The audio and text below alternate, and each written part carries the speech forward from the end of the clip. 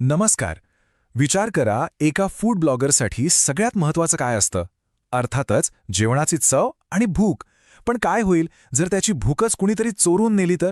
आजची कहाणी आहे रोहित देशमुखची, जो जेवणाचा आत्मा शोधायला गेला होता, पण त्याला एक असा आत्मा भेटला ज्याची भूकच एक शाप होती. चला तर मग या विचित्र आणि तितक्याच भयानक कथेच्या प्रत्येक थराला उलगडून पाहूया.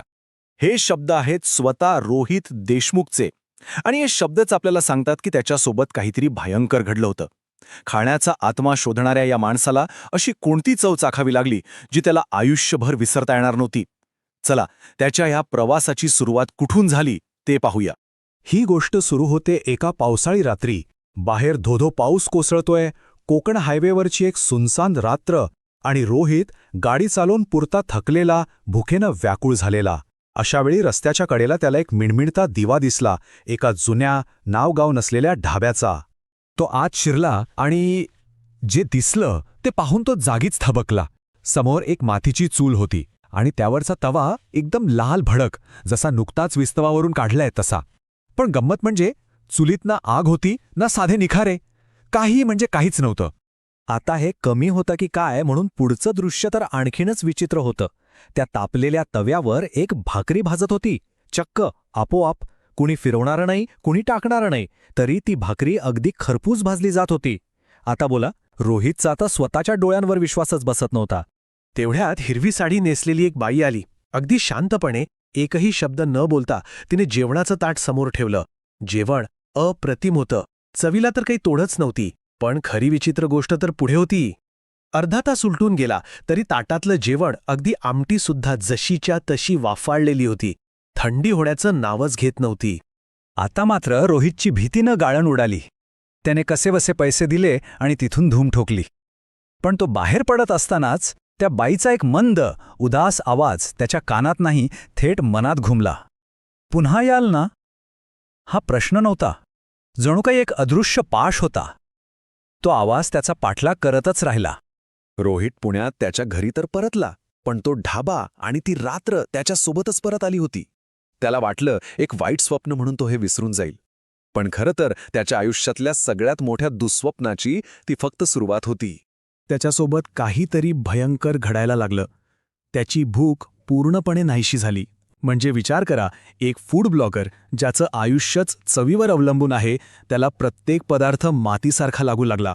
तोंडात फक्त त्या ढाब्यावरच्या जेवणाची चव रेंगाळायची आणि शरीर दिवसेंदिवस खमगत चाललेलं. डॉक्टरही हैराण होते, त्यांना काहीच कळत नव्हतं. आणि मग एका रात्री त्याला ते स्वप्न पडलं.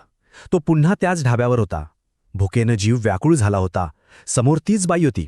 ती त्याला ताट वाढत होती, पण ताटात जेवण नव्हतं. होती फक्त त्या चुलीतली थंडगार, कडू राख. आणि त्याच क्षणी रोहितला सगळा प्रकार लक्षात आला. हा आजार नव्हता, हा एक शाप होता.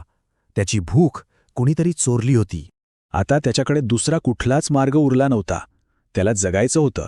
त्याला त्याची भूक परत हवी होती. आणि त्यासाठी त्याला पुन्हा त्याच भयान ढाब्यावर परतावं लागणार होतं. यावेळी जेवायला नाही, तर थेट त्या आत्म्याला सामोर जायला. आणि त्या ढाब्यावर त्याला ती बाई पुन्हा दिसली. पण यावेळी ती एक आत्मा म्हणून बोलत होती. तिचं नाव होतं अन्नपूर्णा. आणि तिने जी कहाणी सांगितली ती ऐकून रोहितच्या पायाखालची जमीनच सरकली. ही गोष्ट फक्त भूताची नव्हती, तर 25 वर्षापूर्वी झालेल्या एका अत्यंत क्रूर हत्याकांडाची होती. 4 दारुड्यांनी तिच्या पतीला, भानुदासला, जिवंतपणे त्याच चुलीत फेकलं. आणि जेव्हा अन्नपूर्णा त्याला वाचवायला धावली तेव्हा तिलाही त्या जागीत ढकलून दिलं. आणि एवढ्यावरच ते नराधम थांबले नाहीत. त्यांच्या जळणाऱ्या देहांच्या उष्णतेवर बसून ते आरामात जेवले आणि पैसे लुटून पळून गेले. अन्नपूर्णा म्हणाली, आमच्या आत्म्यांना कधीच शांती मिळाली नाही. आम्ही आजही याच ढाब्यात आहोत आणि आम्ही भुकेले आहोत, खूप भुकेले. तिची ही भूक जेवणाची नव्हती, ही भूक होती न्यायाची. जोपर्यंत तिच्या आणि तिच्या पतीच्या मारेकऱ्यांना शिक्षा होत नाही, तोपर्यंत तिचा आत्मा असाच भटकत राहणार होता. आता समीकरण अगदी स्पष्ट होतं. रोहितची भूक अन्नपूर्णाच्या न्यायाशी जोडली गेली होती. जर त्याला स्वतःचं आयुष्य, स्वतःची भूक परत हवी असेल, तर त्याला त्या 2 आत्म्यांसाठी गुप्तहेर बनावं लागणार होतं. त्याला त्या मारेकऱ्यांना शोधावंच लागणार होतं. पण 25 वर्षात जुन्या गुन्ह्याचा तपास कसा करणार? अन्नपूर्णाच्या आठवणीही धुसर झाल्या होत्या. तिच्याकडून रोहितला फक्त 3च गोष्टी कळल्या. एक म्हणजे त्या गुंडांपैकी एक जण दुसऱ्याला लाली नावाने हाक मारत होता. दुसरी गोष्ट, त्यांच्या मोहरक्याच्या मनगटावर विंचवाचा टॅटू होता. आणि तिसरी, ते कुठल्यातरी राखेवाले बाबांकडे जायची गोष्ट करत होते. बस एवढ्याच तुटपुंज्या माहितीवर सगळा खेळ होता. रोहितने अक्षरशः दिवसरात्र एक करून शोध सुरू केला आणि अखेर त्याला त्या राखेवाल्या बाबांचा पत्ता लागला. अर्थात बाबा कधीच मरून गेले होते, पण त्यांच्या झोपडीत मानवी राखेच्या ढिगाऱ्यात रोहितला एक गोष्ट सापडली. एक पितळी कडा, आणि त्यावर एक विंचू कोरला होता आणि सोबत नाव होतं लाली. हा पहिला आणि सगळ्यात मोठा पुरावा होता. अन्नपूर्णाची गोष्ट खरी होती. आता रोहितच्या हातात एक नाव होतं, लाली. या एका नावाच्या आधारे तो थेट गुन्हेगारी विश्वाच्या मुळाशी पोचला. त्याला हे जाणून घ्यायचं होतं की त्या रात्रीचे ते 4 नराधम आज कुठे आहेत, जिवंत आहेत की मेले. आणि त्याला माहिती मिळाली एका जुन्या खबऱ्याकडून. जी माहिती मिळाली ती धक्कादायक होती. त्या 4 पैकी 3घांचा अंत फार वाईट झाला होता. एक जण हिरा एका विचित्र आजाराने तडफडून मेला. दुसरा ट्रकखाली चिरडला गेला. आणि लाली, तो तर 15 वर्षांपूर्वीच एका पोलीस एन्काउंटरमध्ये मारला गेला. पण चौथा अजून जिवंत होता. त्याचं नाव होतं छोट्या. पण आता तो छोट्या नव्हता. त्याने आपलं नाव बदललं होतं. तो आता शहरातला एक मोठा प्रतिष्ठित बिल्डर होता, सेठ पुरुषोत्तम दास. विचार करा, एक खुनी ऐशोआरामात जगत होता आणि ज्यांना त्याने मारलं त्यांचे आत्मे न्यायासाठी भटकत होते. अन्नपूर्णाचा आत्मा ह्याच अन्यायामुळे तळमळत होता.